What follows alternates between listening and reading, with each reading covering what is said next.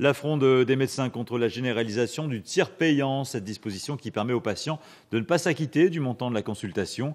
À Tourcoing, 2 médecins ont mis en place un observatoire pour démontrer le préjudice que ce projet impliquerait. Les explications, Didier Piton, Patrick Duluc.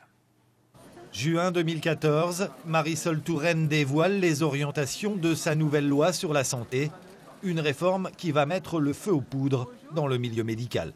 D'ici 2017, le tiers payant sera étendu à tous les assurés.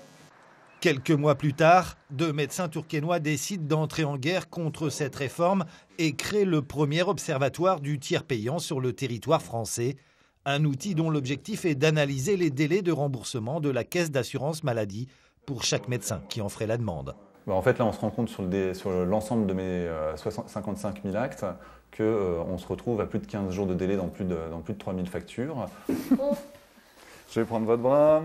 Dans ce quartier populaire de Tourcoing, ce sont aujourd'hui près de 80% des patients qui bénéficient du tiers payant. Une situation particulière qui, selon ce médecin, ne doit pourtant pas être généralisée.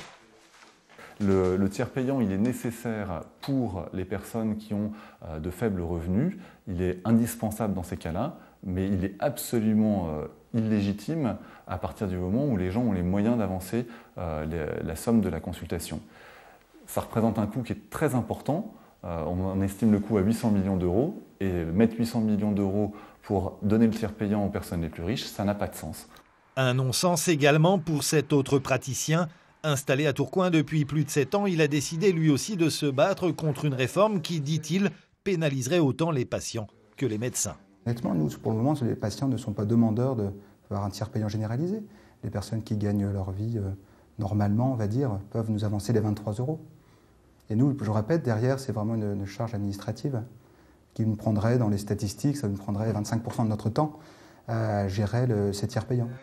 Un désaccord qui concernerait près de 9 médecins sur 10 sur l'ensemble du territoire. Un préavis de grève nationale a d'ailleurs été programmé pour la période du 24 au 31 décembre.